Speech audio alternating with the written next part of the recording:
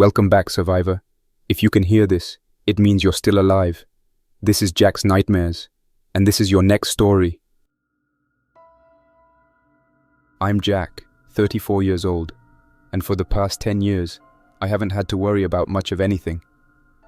My parents built up a real estate consultancy firm, and when they got tired of running it, I inherited most of the equity and just kept things rolling from behind a laptop.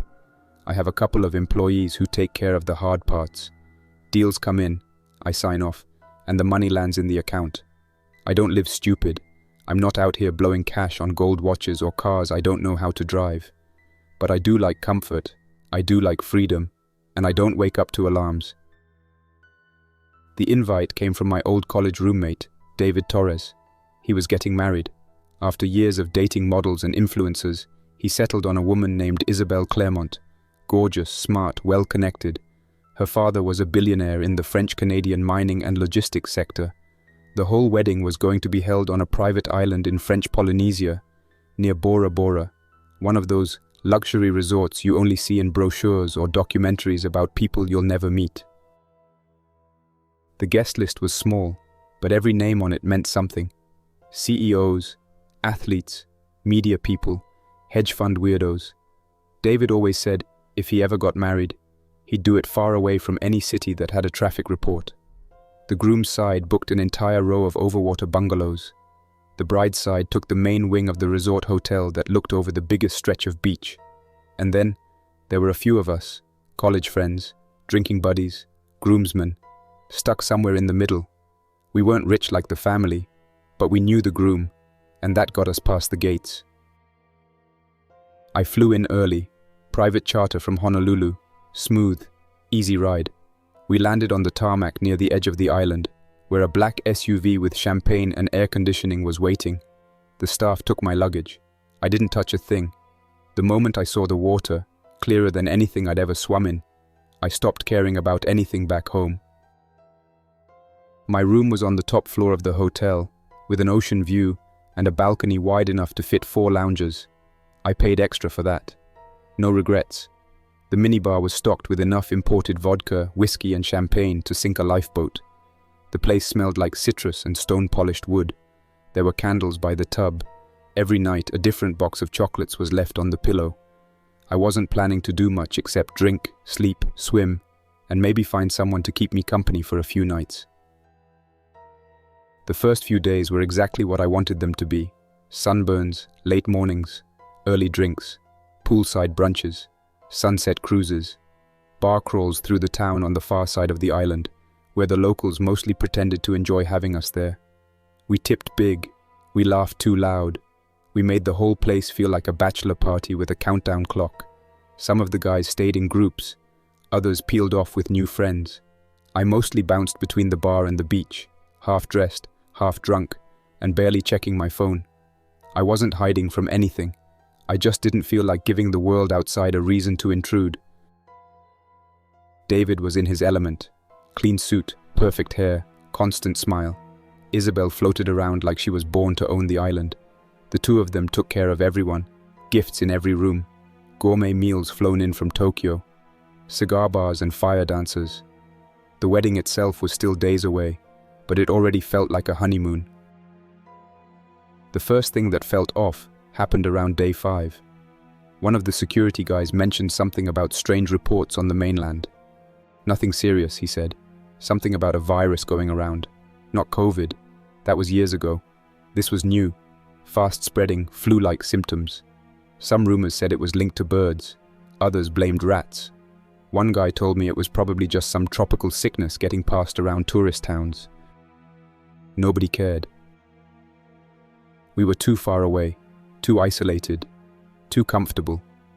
The worst thing anyone expected was a cancelled flight or a drunken injury. By the time day 7 came, most of the older guests, especially those with companies back on the mainland, started flying out. Isabelle's father was one of the first. He left by helicopter with 3 of his advisors, supposedly because his mining operations had a containment breach. Nobody pressed for details. Nobody wanted to kill the vibe. On day 8, David and Isabelle took their private yacht out for a 3-day trip. It was part of their pre-honeymoon. They wanted to spend time alone, away from the crowd. The plan was to sail between the nearby motors, snorkel, enjoy the sea, and be back before the rehearsal dinner. Most of the wedding guests either stayed on or flew out. The party had already started shrinking. I stayed. By that point, I'd already connected with a pair of girls who worked the entertainment events at the resort. Not locals, seasonal workers from the States and Australia. We'd been drinking together since the second night, and when I got hit with a wave of nausea and fever late on the 8th day, they stuck around. They brought me drinks, kept the curtains shut, told me I'd feel better after some sleep. I didn't go to the beach again. I didn't go downstairs. I just locked the door and kept the party small. By the morning of the 10th day, they were gone. I woke up fully clothed, my throat dry, eyes burning. Sunlight was coming through the window like a searchlight. I reached for the mini fridge, but it was empty. The whole suite smelled like sweat and alcohol and stale fruit. I looked around and realized the girls had cleared out sometime during the night or the day before. No note, no phone call. My head was pounding too much to care. I stood up slowly, walked toward the door, and noticed something I hadn't heard clearly until that moment. A loud crack. Like something slamming into a wall. Then another. I opened the suite door halfway and stepped into the hallway. Down at the far end, near the elevators, I saw someone, tall, bald, shirtless. He was leaning over a body on the floor. The body was twitching, not convulsing, jerking. I couldn't make sense of it until I saw the bald man raise a shotgun, point it downward, and fire. The blast echoed off the marble walls. The body went still. I didn't move. I backed into my suite and closed the door, bolting the lock and dragging the desk in front of it. I didn't think clearly. I just reacted. I grabbed my phone, no signal. Tried the room phone. Dead. The resort app didn't load. I tried to text Matteo, my friend who was staying in the same hotel wing. The message didn't send. No response from anyone. I opened the balcony door and stepped out. The beach was empty. No guests, no staff, no towels, no umbrellas. A few overturned chairs. A body near the waterline, face down, clothes torn, motionless. A pair of birds circled overhead and then landed beside it. The wind shifted and brought the smell up to my level. Rot. Not garbage, not seaweed, flesh. I backed away and shut the door, turned the lock, checked it again. My head was still pounding. Not the kind of dull hangover headache, but something heavier, like pressure deep behind my eyes. I hadn't had anything to eat in over a day, maybe 2. I couldn't remember when the last proper meal was. There were traces of fruit juice on the table and the hollow echo of where the minibar used to sit full. Not a single bottle left. I opened every cabinet just to be sure, but the girls must have cleaned me out when they left. I tried the phone again. Still dead. No tone, no lights. I switched back to my mobile and checked the signal. 1 bar, no data, nothing loaded. I sent a few texts, Matteo, David, even Isabel, and watched as each one hung unsent or failed immediately. I tried calling the concierge line again. No response. There wasn't even a ring, just dead air and a click. I wandered back to the bathroom. My face looked pale and sweaty. I'd gone 2 days on alcohol and 0 food. There were crusted rings under my eyes and red blotches on my neck.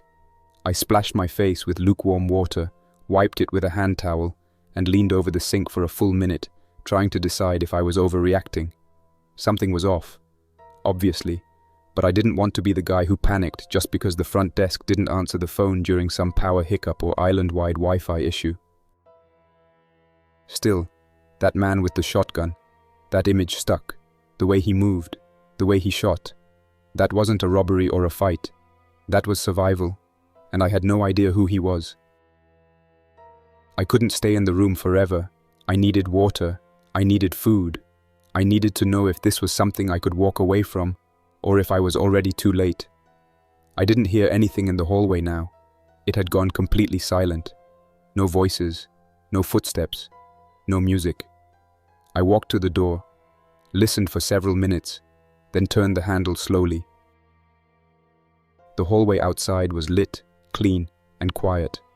The bright white bulbs overhead cast harsh shadows near the corners, but there were no blood smears, no broken glass, no one walking. I stepped out barefoot, still in the same shorts from 2 days ago, shirt half buttoned, and moved toward the suite next to mine. I knocked once, no answer, waited, knocked again, still nothing. Then I saw that the door was not locked, and with a little more pressure, it opened. A wedge flew out from under the door. Someone had put it there to prevent the lock from working. The room was empty, no luggage, no clothes on the floor. The bed had been used, but not slept in. One chair had been knocked over near the small glass table by the balcony. The minibar was still intact. I opened it and nearly cried. Inside were 3 glass bottles of mineral water, 2 chocolate bars, 1 packet of dried fruit, and a small box of biscuits. I grabbed one of the waters, unscrewed the cap, and drank it straight down without stopping. It was room temperature and tasted slightly metallic, but it was water. I sat on the edge of the bed and opened the chocolate bar, eating it slowly. It was sweet enough to sting my mouth. I followed it with another half bottle of water, then pocketed the rest and grabbed one of the hand towels to wipe my face. The lights in this room were still on, same as mine. Air conditioning still working. I checked the television, and it flicked on, but showed a no signal warning. No island network, no hotel welcome screen, no news. Just a dead input. I scanned the channels anyway, all blank, every one of them. I heard a creak from somewhere in the hallway, froze in place, waited. Another creak, slow, deliberate, like the weight of a shoe dragging across polished tile. I turned off the television and backed away from the door. Through the peephole, I couldn't see anything, just the wall across from me and part of the light panel overhead. I slowly opened the door again. The hallway was empty. I held my breath and stepped out. No noise now. I moved past my own room and kept walking, toward the elevator bank. Still out of order. No lights on the floor indicators. I pressed the call button once. Nothing. I wasn't surprised. I looked toward the stairwell at the far end of the corridor. The shotgun man had been standing near it. I could still see the faint brown smears on the tile where he had dragged the body, or maybe someone else had. The trail ended near the service door. I wasn't ready to check it yet. I turned and headed in the opposite direction. On the north side of the hotel, there were 2 more guest wings and a glass-railed overlook that gave a view of the beach and spa below. As I reached the overlook, I pressed both palms against the glass and scanned the resort grounds. Still no one. No movement on the beach. No guests at the spa pool. No golf carts driving supplies from the delivery depot. The only sound was the occasional wind gust rattling a sun umbrella that had tipped sideways. I spotted at least 4 bodies now, all lying in different positions, half in the sand, half on tile. From this height, it was impossible to say how they died, but they hadn't been moved, and nobody had come to check on them. I went back inside. Doors along this wing were all locked. I knocked at a few just to make noise. I didn't shout. I didn't want to draw attention if the wrong kind of people were still in the building. There was a staff-only hallway that I remembered from the tour. It cut through the central spine of the building and connected the upper floors to maintenance, security, and the kitchen levels. I found the locked access panel near the linen cart, scanned a random keycard I took from one of the guest rooms, and the light blinked green. The hallway behind the door was narrow and dim. No music, no voices, no hum of staff radios. There were open doors leading to service closets, electrical panels, and laundry chutes. Everything was clean but abandoned. Someone had left a folded staff uniform on the floor outside the supply locker. One of the sleeves had dried blood on it. At the end of the hallway was a stairwell door. I pushed through and descended 2 levels, careful to avoid making too much noise. The deeper I went, the more humid the air became. The air conditioning either didn't reach these floors or had been shut down. The security level was behind another locked door, but the keypad had been smashed. Someone had forced it open with a fire extinguisher. I stepped over the bent metal and into the small control room. It had one desk, 2 active monitors, and a rack of disconnected surveillance gear. The monitors were still flickering. Some feeds were dead, just grey noise or static, but a few were working. I cycled through them. I saw an empty restaurant hall, a trashed lobby, and what looked like the spa therapy pool. At first glance, all 3 were empty. Then I spotted a woman sitting on the floor in the lobby. Her arms were wrapped tightly around her knees. She wasn't moving. For a second, I thought she might be asleep, but then her head twisted upward and snapped sideways. The movement was sudden and unnatural, like a puppet being pulled too fast. She jerked once, twice, then stood up without bracing herself on her hands. Her knees locked in a rigid motion as she rose. Another figure entered the camera view from the left side. A man, holding his stomach. He was staggering, clearly wounded. She turned sharply and ran at him. Not like a human. There was no hesitation, no stumble. She slammed into him full speed, and they both collapsed. He didn't get up. The feed cut out. I stared at the screen for maybe a full minute. I waited for it to return. It didn't. I backed away from the desk and looked around for anything useful. No weapons, no radios. A first aid kit had been taken already. The drawers held nothing but notepads and spent batteries. One clipboard near the door caught my eye. It was a security log, written by hand, last dated 3 days ago. Guests vomiting, coughing, collapsing, some rising again. Not all stay dead. Told to isolate. Main bridge has been destroyed. Communications down. Ferry never came. Taking shelter near spa basement. Generator failing. That was the last entry. I stepped into the hallway and listened. Still nothing. No footsteps, no doors, no voices. As I moved past the service kitchen, I caught the smell. Not a hint, not a trace. A full wave of it, like stepping into a meat locker after the power's been out for a week. I pushed the door slowly and saw the edge of a boot on the floor. I leaned in. There was a man slumped against the freezer, blood pooling around him. His jacket was white with red trim. Executive chef uniform. The collar was soaked through. His face was slack, lifeless. One eye half open. A cleaver was clenched in his hand. As I watched, he twitched. His fingers flexed. Then his head turned, slow, until it locked eyes with mine. He didn't gasp, didn't moan, just shifted and began pulling himself upright with the freezer handle. I didn't wait. I turned and ran back through the hallway, climbed the stairs 2 floors up, and didn't stop until I reached my suite again.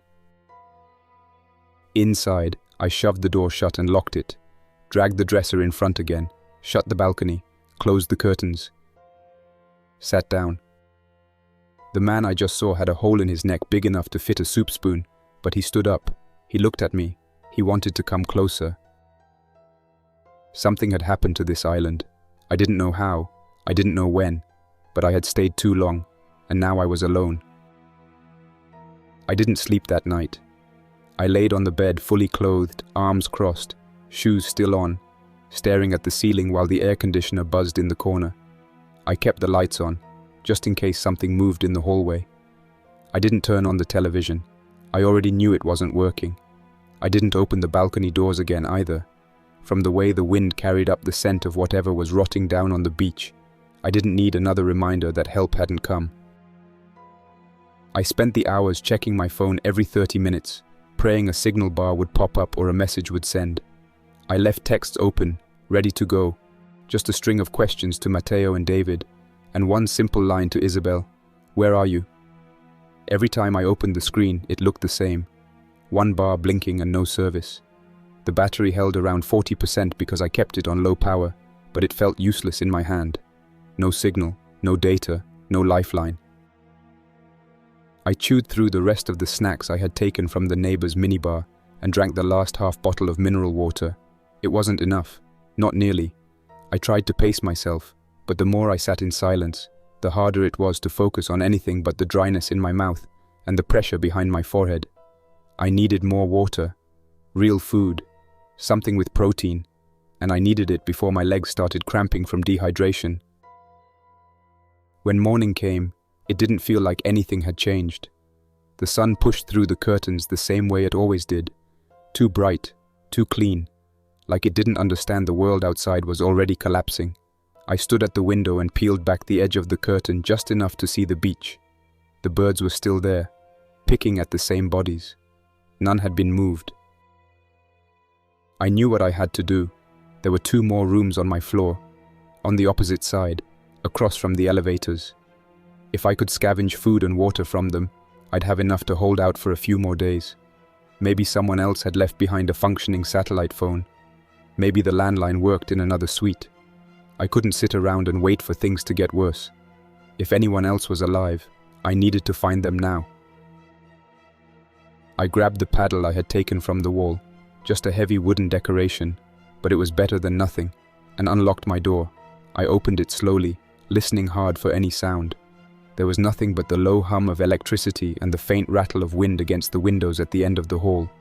The corridor was the same, lights still on, air still circulating, no blood, no bodies. But now I didn't trust any of it. Not after what I saw in the service level. Not after watching a man with half his throat gone rise up and follow me. I moved toward the first door across from mine, tried the handle, locked, knocked once, waited. No answer.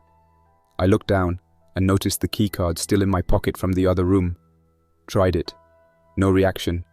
Wrong card. I went to the next door and tried again. Locked. No answer.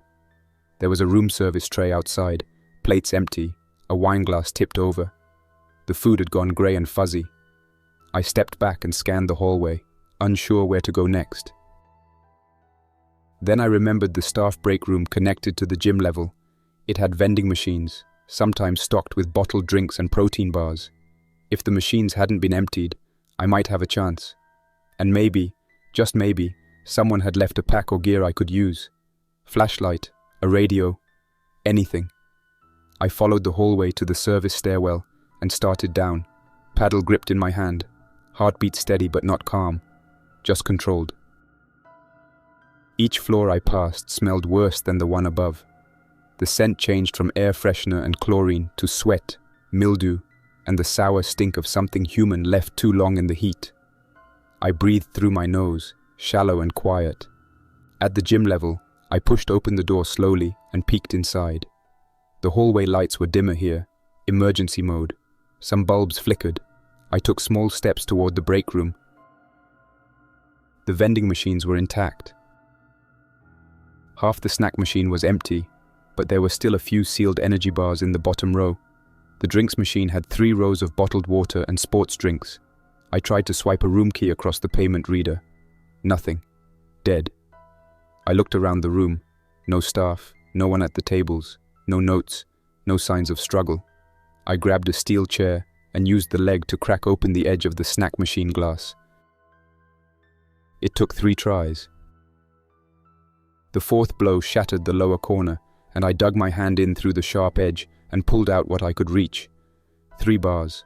1 crumbled packet of trail mix. I left the broken glass where it was and moved to the drink machine.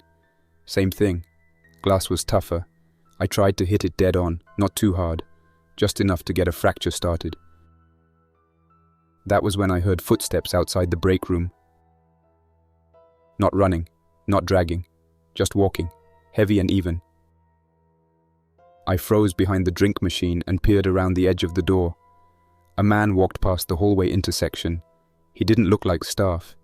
He was shirtless, his skin pale and wet like he had just come out of the ocean. His left shoulder was torn open, muscle exposed. The way he moved, arms slack, head tilted forward, legs stiff. It wasn't normal. I didn't make a sound. I just watched. He stopped halfway down the corridor, turned slowly. His eyes weren't scanning. They were fixed, blank, not blind, but not thinking. He sniffed the air once, tilted his head. Then he walked again, past the hallway, and disappeared down the spa access stairs. I waited, counted 60 seconds in my head, then cracked the top of the drink machine with one solid hit. A fracture ran across the glass. I used the paddle to wedge in and pry the front panel open. 2 bottles fell. I grabbed all 3 I could reach, stuffed them in my pockets, and stepped back out into the hallway. I didn't go down to the spa. I went back up, past the empty pool level, past the conference rooms, past the boarded-up side entrance to the casino wing that no one had mentioned in the welcome packet. At every floor, I stopped and listened, heard nothing except wind and metal shifting. In one hallway, on the floor next to a cleaning cart, I found a flashlight. It wasn't very big, and was partially broken. Better than nothing. I also looked around the cart. Cleaners usually have a universal key card for all the rooms on the floor, but I didn't find it. Back in my suite, I drank half a bottle of water and ate one of the bars slowly. My hands were shaking now, not from fear, but from the aftershock of whatever kind of adrenaline had kicked in. I wasn't used to danger. I wasn't built for survival, but something in me had locked into place now. I knew what I had seen. I knew what it meant. The people who had turned or changed or gotten sick, they weren't dying in the usual way. They weren't staying down. They weren't human anymore. And there was no evacuation coming. No staff left. No helicopters overhead. No ferries pulling up to the marina. No signal from the resort tower. I hadn't seen a single rescue attempt in over 48 hours. It had been too long.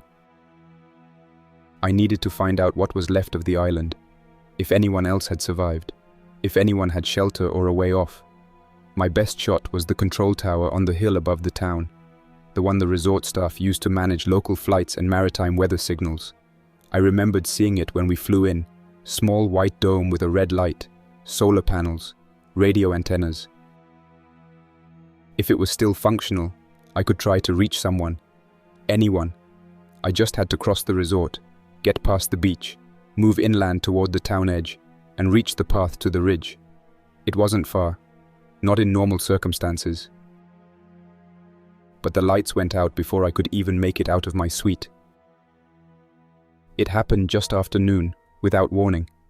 1 second the room was filled with the usual dull hum of artificial air and overhead lighting, and the next, there was nothing. No flicker, no surge, just an abrupt total blackout. The ceiling fan stopped. The little green standby light on the television blinked off. The light over the mirror went dead. Even the digital clock by the bed was dark. I waited for a few seconds, expecting the emergency backup to kick in, but nothing happened. I moved toward the window and pulled back the curtain. Bright sun still spilled across the water, but it looked wrong somehow. It was quiet out there. The sea didn't make much noise, but something about the stillness made the entire scene look frozen. No movement from the boats, no one on the sand, not even birds. I stood for another minute and tried to convince myself it was just a scheduled outage, something the resort hadn't warned anyone about because no one was supposed to be here anymore. But that lie didn't hold.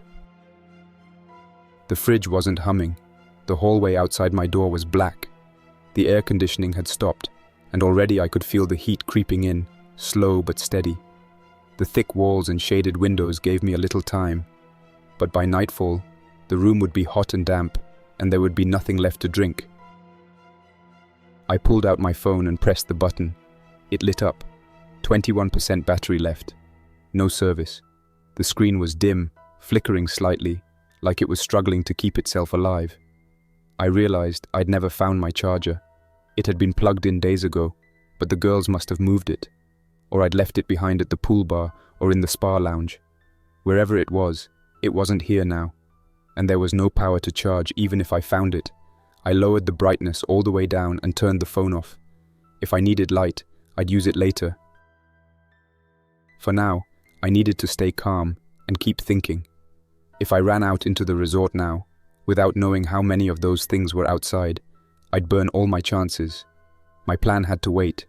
If I moved during the day, I'd be spotted. But more than that, I wasn't ready. I hadn't mapped my path clearly. I didn't know which buildings had already been breached, and if something happened to me out there, no one was coming to help. so I waited. And during that wait, I heard the gunshots. They weren't close at first, muffled, somewhere near the spa pool or the open lobby patio. Hard to tell. The sound bounced weird through the halls, a deep pop, followed by a scream that didn't last long. I moved to the corner of the suite and pulled back the curtain just enough to look toward the main courtyard. That's where I saw him.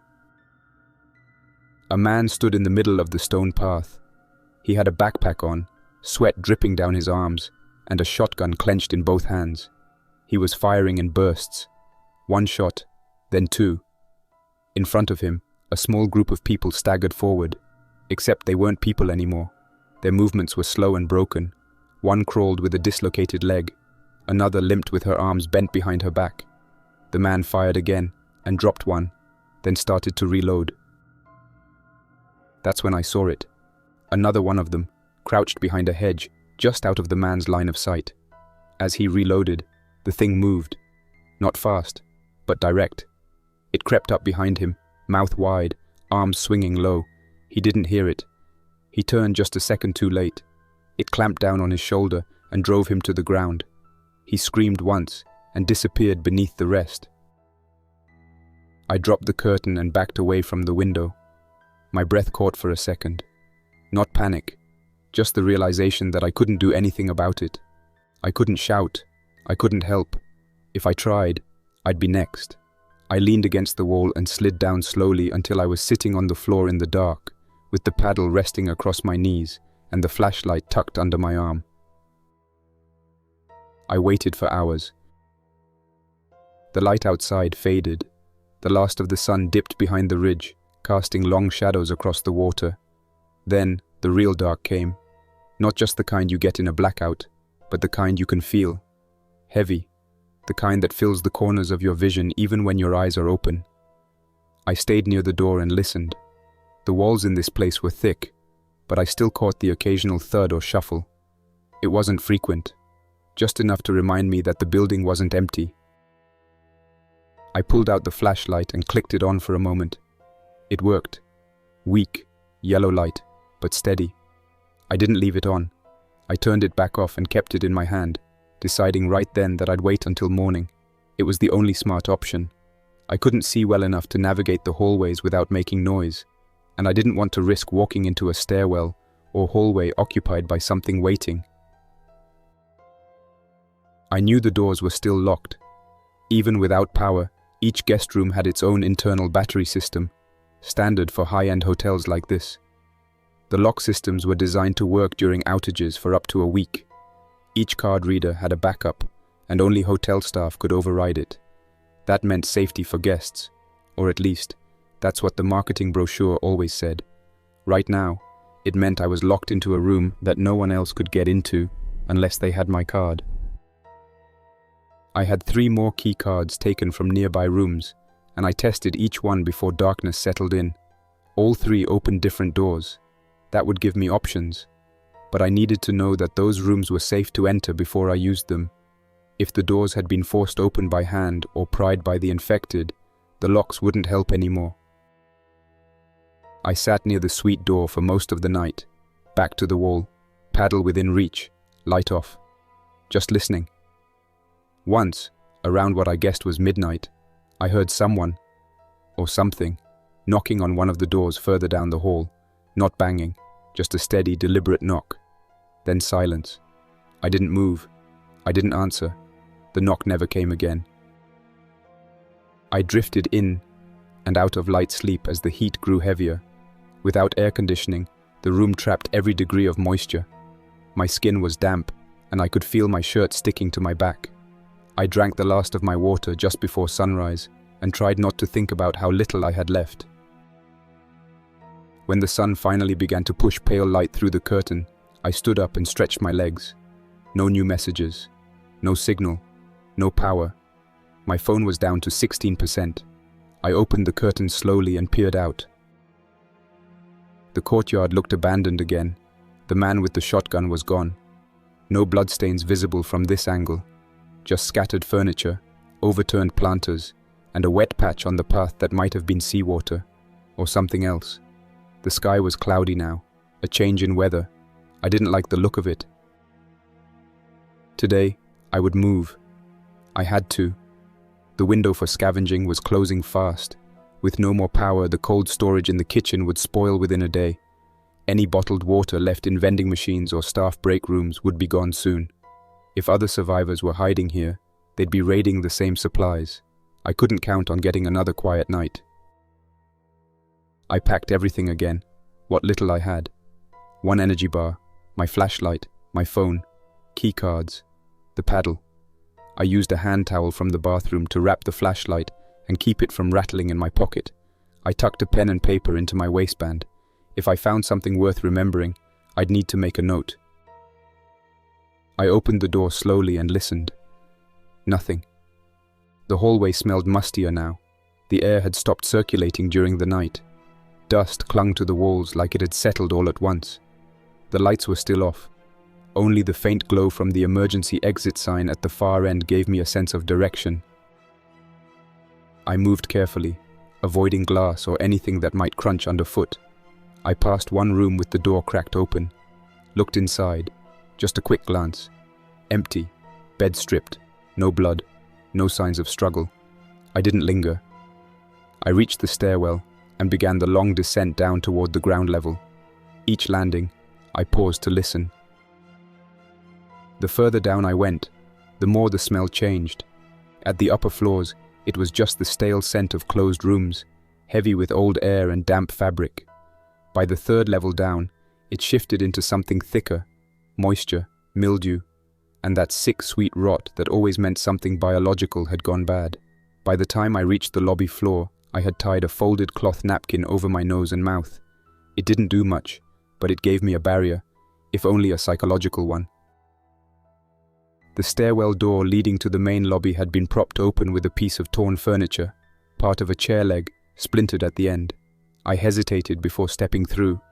The emergency lights along the hallway outside were dim and flickering, just enough to show the outlines of furniture pushed into odd shapes.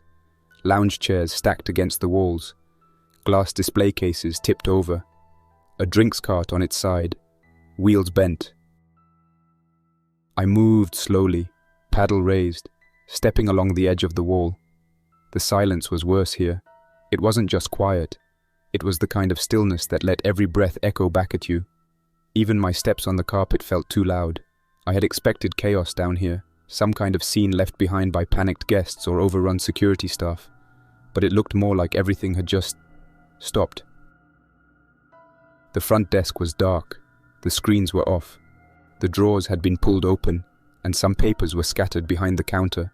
But there was no blood, no bodies, no broken glass. I made my way behind it, crouched down, and checked the cabinets. One drawer had a stack of spare keycards. Another held a flashlight. Dead. The battery was corroded. I left it. I found a leather folder labeled Incidents. The last page had only one sentence written in marker. Lost control. Spa team gone. Radio useless. Don't trust them when they stop screaming. I stood up slowly and put the folder back where I found it. I didn't need a journal full of fear. I needed to survive the next hour. The lounge doors were wide open. I could see straight through to the main bar and the pool deck beyond. Furniture was overturned in there too. A few bottles lined the edge of the bar, most of them broken. I thought about checking for alcohol, but decided against it. The last thing I needed was something to dehydrate me, or dull my focus.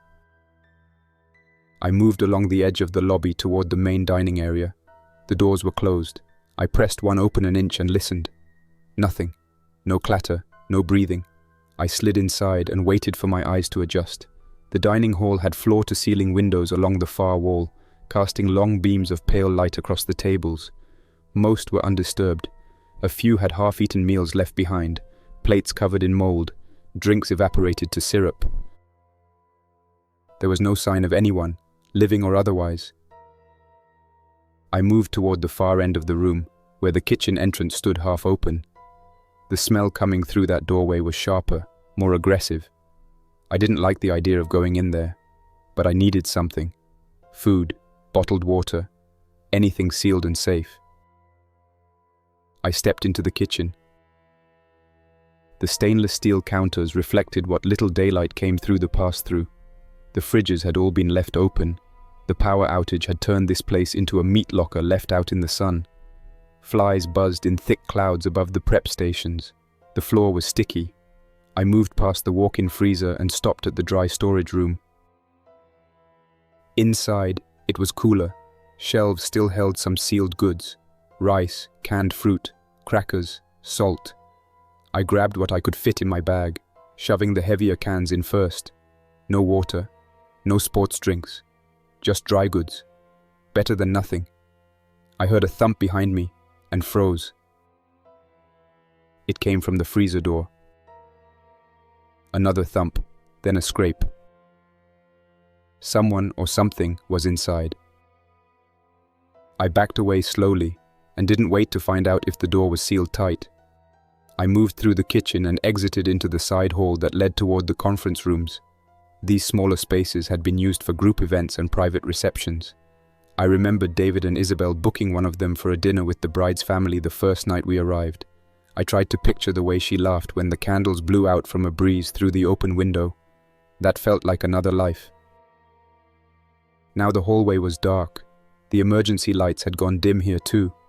I turned on my flashlight and kept it angled toward the floor. I didn't want to cast shadows that would give me away if something was watching.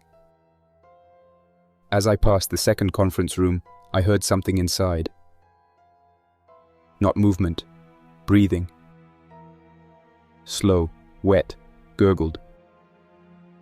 I raised the paddle, held my breath, and kept moving.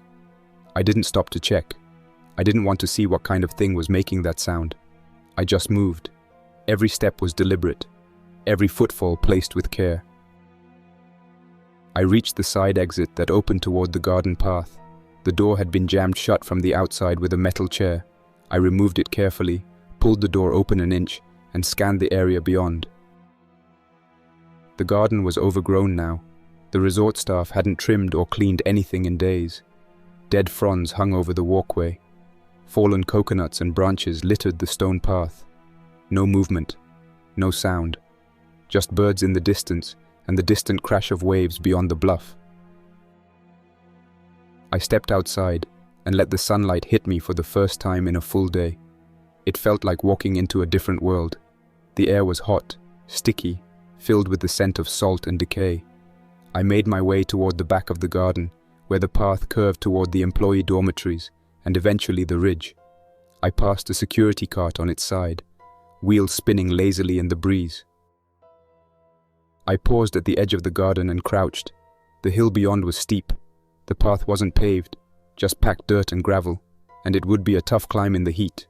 I had enough food to make it up, but not enough to get stuck somewhere. I needed to know what was at the top. If the tower was dead, if the doors were locked, or if it had already been breached, this whole trip would be for nothing. But I couldn't wait any longer.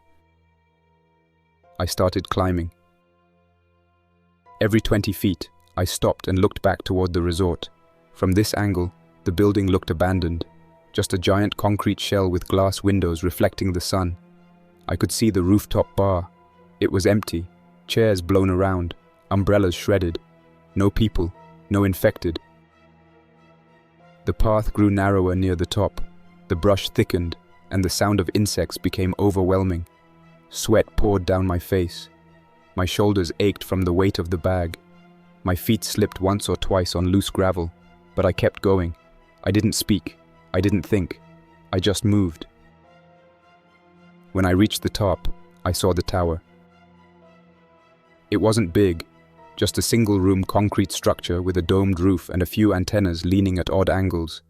A small solar panel array was mounted on a rusted frame out back. The door was closed. No lights, no sound. I approached slowly, checked the handle. Locked. I circled the building and found a maintenance door on the side, half hidden behind a bush. It had been forced open. The frame bent. Inside, the air smelled like dust and oil. I crept in and scanned the room. There were 3 chairs, a wall of radio equipment, a backup generator in the corner, and a body slumped against the console. I stepped over him carefully. Male, uniformed, dead for at least a few days. No sign of trauma, but his skin was grey and collapsed inward, eyes wide open. I checked the console. The main board was dead.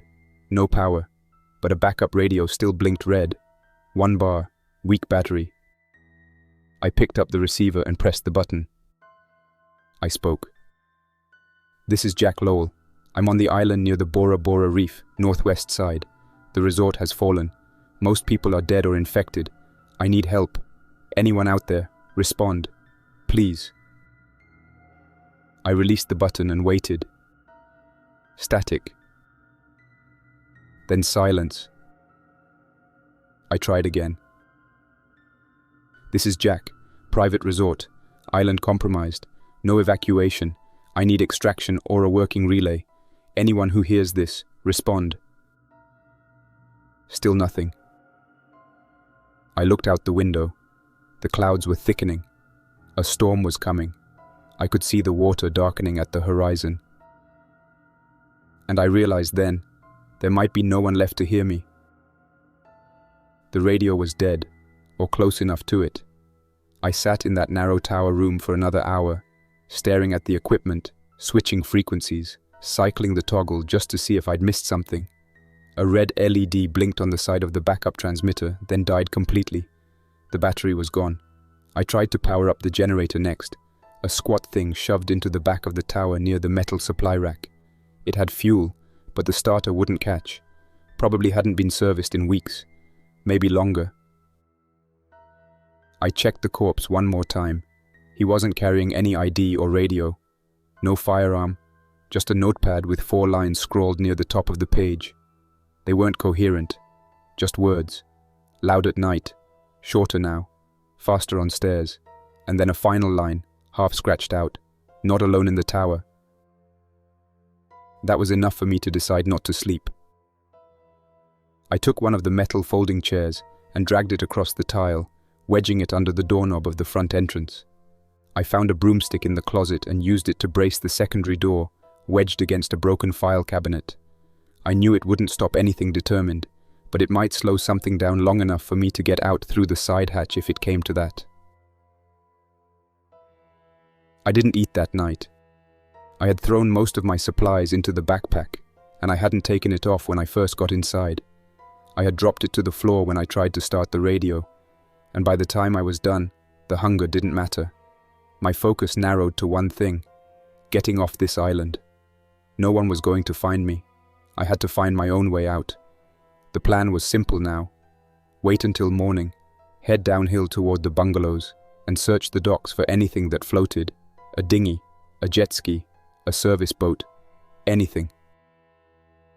It rained most of the night, a quiet, consistent downpour that soaked the island and turned the trail into slick mud. I didn't sleep, but I rested, legs stretched out, back against the wall, flashlight resting on my knee.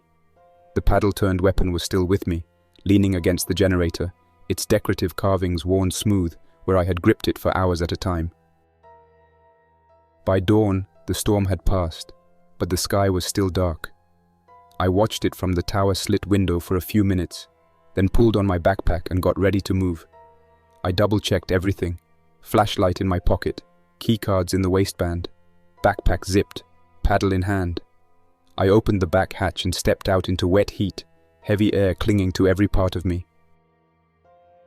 The trail down was harder than I remembered. Rain had washed part of it out. The rocks were slick, and the bushes hung low with water. Every step had to be slow and calculated. The paddle helped with balance more than anything else. I used it as a walking stick, not thinking much about it as a weapon. That turned out to be a mistake. Halfway down the ridge, I spotted the roof of the main bungalow cluster, those high-end overwater huts built out over the shallow reef. That was where the wealthiest guests stayed, and where I hoped someone had left behind a transport option. The bigger units sometimes came with their own dock access. The area looked empty, too empty. I crouched and waited to see if anything moved. Nothing did.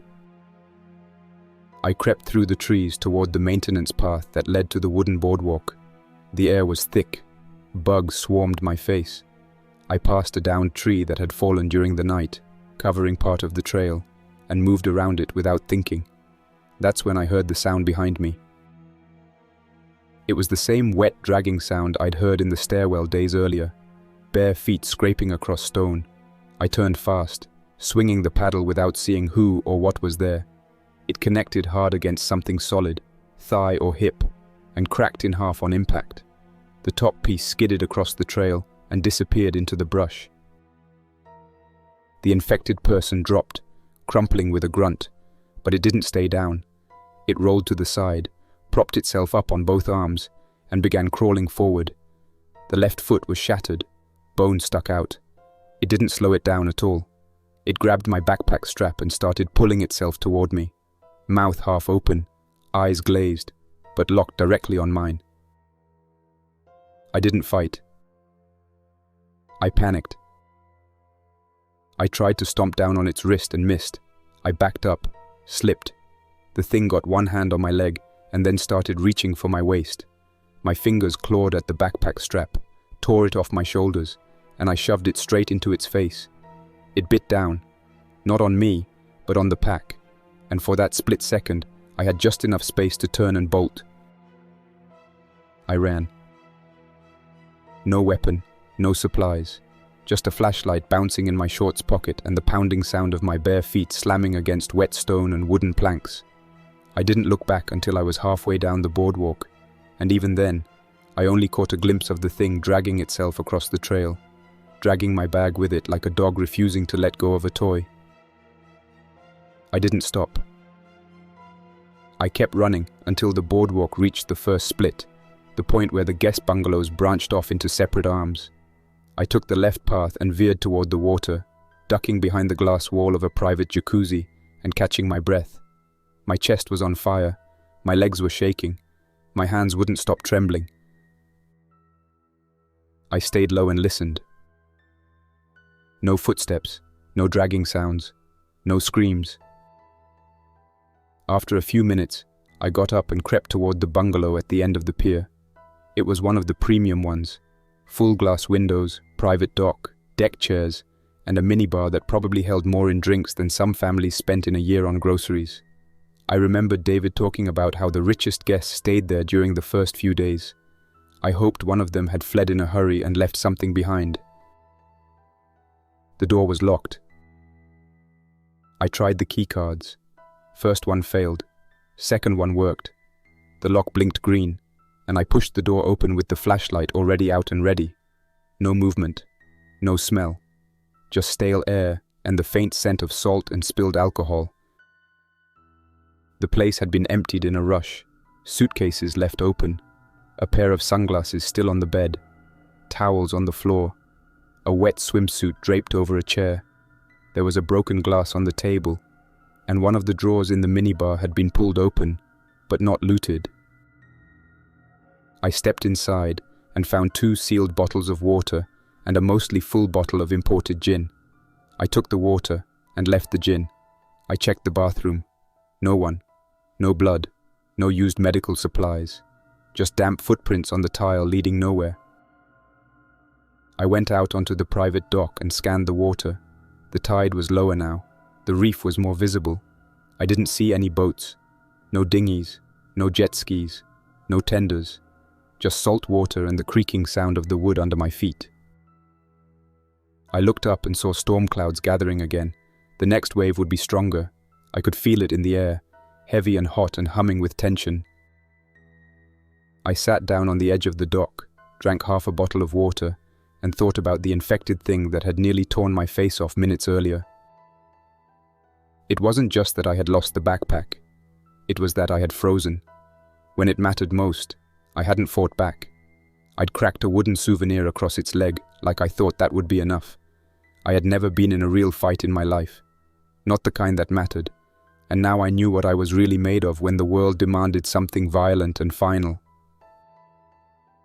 That realization didn't change anything, but it did kill the part of me that thought surviving this would be simple. No one was coming to hold my hand or drag me out by helicopter.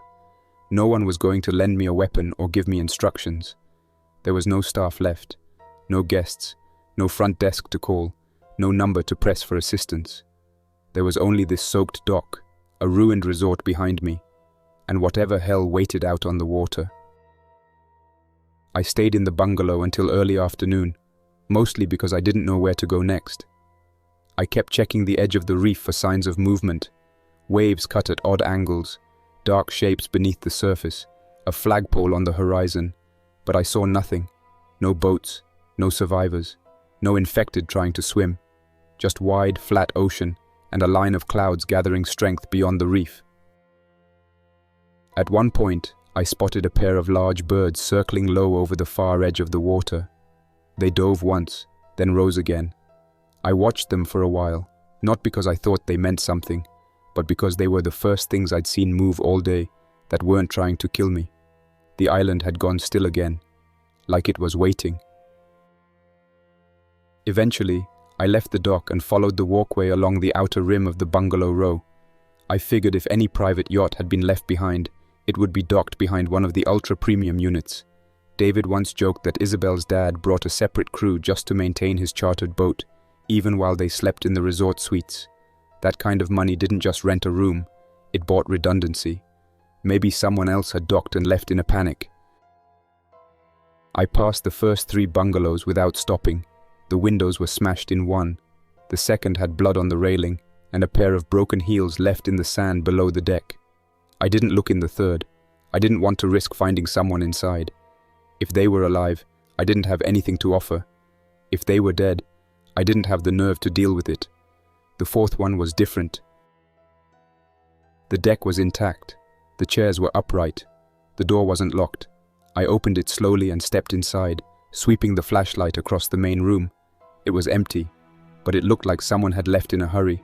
Sheets thrown aside, wet clothes stuffed into a sink. A bottle of pills spilled across the table. There were wrappers on the floor, and a half-open suitcase beside the bed. I knelt and unzipped it the rest of the way. Inside, I found a first aid kit, a folded beach towel, a utility knife in its sheath, and a flare gun with 1 round inside. It didn't feel like much, but compared to what I had been carrying before, it was gold. I clipped the utility knife to my waistband and wrapped the flare gun in the towel to keep it dry. I checked the fridge. Nothing. Water pressure in the sink was low but still working. I filled a glass and drank it down fast. It tasted a little metallic, but it didn't burn. I took the water bottle from my last find and filled it again before slipping out the side door onto the back dock. There, tied off to the piling, was a small white tender. It wasn't much bigger than a rowboat, but it had an outboard motor and a set of life jackets in the rear locker. I stepped onto it carefully and tested the weight. It didn't creak. The motor had a key in the ignition and a half-covered instrument panel. I checked the fuel gauge, just above a quarter tank, maybe enough to reach another island, or drift out far enough to flag a patrol if one ever passed by. I climbed back up onto the dock and leaned against the railing, scanning the open water ahead. The reef made direct escape tricky. The water around the resort was shallow for a long stretch. If I tried to go too fast, I'd rip the propeller clean off and be stuck. I needed a break in the reef or a marked channel. I remembered David pointing out a section one night during drinks, saying their charter yacht had a mapped safe zone on approach. And that's when I thought about the yacht again. David and Isabel had left days ago, pre-honeymoon trip, just the 2 of them and a small crew.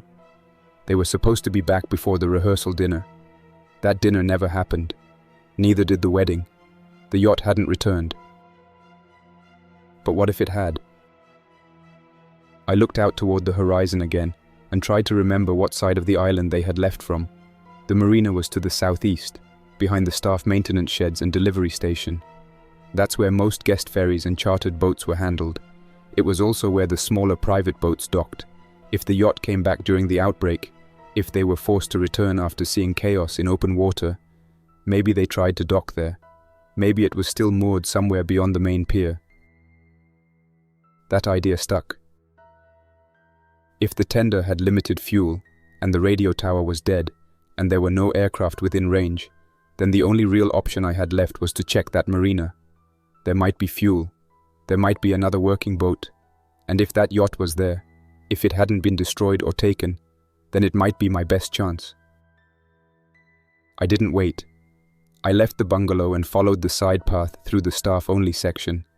It wasn't a clean trail. Debris had piled up from the wind and fallen trees. A few of the golf carts had been tipped over or smashed against each other. It looked like someone had tried to flee in a panic and gotten bottlenecked near the gate. As I approached the marina lot, I slowed down. The place was quiet, but not empty. There were 3 bodies on the ground near the lockers, and they weren't moving, but they weren't fresh. One was bloated, another was burned. The third had its head resting against a crushed solar panel, blood dried in streaks across the glass. I circled wide and stuck close to the wall. The doors to the boathouse were open. Inside, I saw a fuel drum tipped on its side, and a trail of something dark smeared along the floor. It smelled strong, gasoline mixed with something worse. I didn't linger. I moved past it and toward the end of the pier. And then I saw it. The yacht. It was moored near the far edge of the marina, listing slightly to one side, its white paint streaked with brown stains and salt crust. The gangway was down. The side door was open. A flag flapped loosely from the stern, half torn and faded. I could barely make out the name, Isla Rose, stenciled across the hull. David's yacht. They had come back. I approached carefully, stepping across the dock 1 slow inch at a time. I listened for engines, voices, anything. There was nothing. No hum of electronics. No movement behind the windows. Just a dead boat waiting at the dock. I stepped aboard. The deck was soaked. A thin film of water mixed with grime covered the surface. Footprints tracked across it, barefoot, small. I moved to the salon entrance and leaned in. The lights were off, curtains drawn. I stepped inside and was hit with the smell. Stale sweat, salt, mildew, and something under it that made my stomach tighten. There was blood. On the floor, smeared across the leather seating, leading into the hallway below deck. I turned on the flashlight. The hallway was narrow and quiet. A door at the end had been smashed open. Another hung off its hinges. One cabin had been ransacked. Luggage burst open. A bottle of wine cracked on the floor. A phone lay in a puddle, screen shattered. The master cabin was sealed shut. I reached for the handle and stopped. Something moved inside, just a sound, a low, dragging shift. I backed away without opening it. I didn't want to know. If David or Isabel were in there, I had a feeling I wouldn't like what I found. I turned and climbed back up to the helm. The radio panel was still intact. Dead, but intact. The GPS was fried. The battery readout flashed a warning. Low voltage. The engine diagnostic panel wouldn't even turn on. I stood there, staring at the panel like I could will it to life. I toggled the switches again, tried to reset the breaker on the fuse box, checked the throttle lever. Nothing. I pressed the starter button, hoping for a miracle, and the result was the same. Dead silence, no click, no ignition. I checked the battery access under the helm. The terminals were corroded. Salt damage, probably from exposure after the maintenance crew abandoned ship. This yacht wasn't going anywhere. Then I heard the sound from below deck. Not just creaking or settling, the kind of sound you feel before you hear. A weight shifting, furniture being scraped or bumped. Then a thud, then another. Something was down there, alive or trying to be. I froze for a second and considered jumping straight off the side of the yacht into the water, but I didn't. Not yet. I stepped down into the main salon, flashlight back in hand, flare gun tucked in the back of my waistband, and scanned the cabin again. The sound came from the master suite. It was subtle at first, but it picked up speed. Something, or someone, was now pushing at the inside of the door, slamming weakly at first, then faster. The door creaked in its frame. I backed away and started dragging what I could find toward the hallway. A thick ottoman, a dining chair, a loose wooden panel from the wall. I stacked them outside the suite door as a first layer of delay. I didn't expect them to hold. but I figured they might buy me a few seconds if things went bad. When the thudding slowed, I stepped back. I didn't want to open the door without some kind of buffer between us. So I got smart. I looped a rope handle from the lounge cooler around the broken doorknob, tied the other end to the nearest handrail, then braced the chair legs against it so the door would open only partway. Then I slid the panel aside with my foot and stepped back with my flashlight pointed at the gap. The door creaked. The air behind it was heavy and thick. Then it burst open partway, slamming against the edge of the furniture barricade.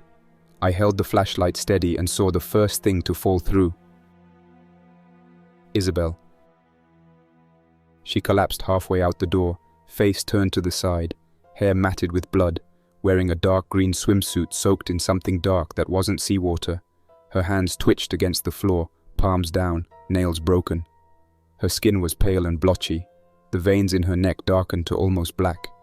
But what stopped me cold was her eyes. They were still moving. She pushed forward in a stiff, jerking crawl, her shoulder scraping against the edge of the broken chair. She made a low, choking sound, wet and aimless. Her mouth opened and closed like she was trying to speak, but nothing came out but shallow breaths and guttural rasping. Behind her, inside the master cabin, I saw David. He was slumped near the bed, motionless, arms at his sides, eyes open, staring past the bulkhead wall. A single gunshot wound at the base of his skull, exit wound against the wall. Blood soaked the floor around him. His hand still held an empty handgun, fingers locked tight around the grip. There was no question about what happened. He had made a choice, but not fast enough to stop her from changing. I didn't cry, I didn't shout, I didn't freeze this time either. I moved, fast. I stepped out onto the dock and grabbed the long boat hook from the railing mount. I leaned it through the door gap and prodded Isabel's side, pushing her backward a few inches at a time. She didn't react with pain or fear, just kept crawling.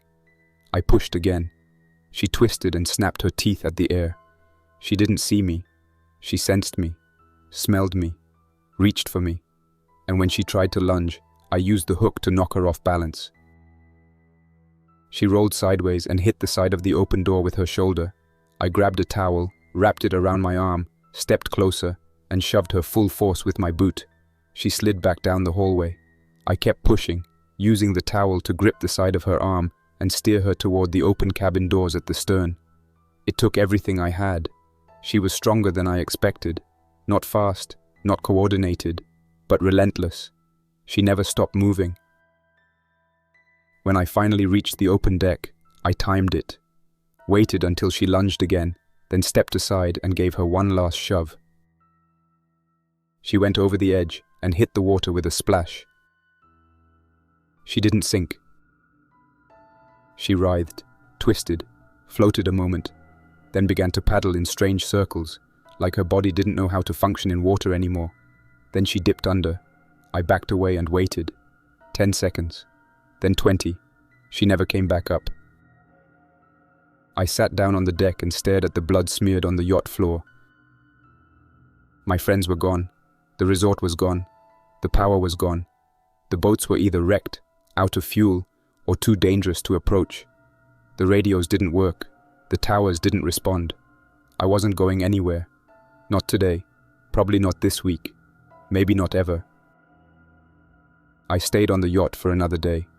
Found some dried fruit and sealed water jugs in the lower galley. I built another barricade over the cabin door and locked myself into the upstairs helm room. When the storm returned that night, I sat under a tarp and listened to the rain beat down across the fiberglass deck. I didn't sleep much. The creaking of the boat kept tricking my ears into hearing footsteps. The next morning, I saw movement along the beach near the staff quarters.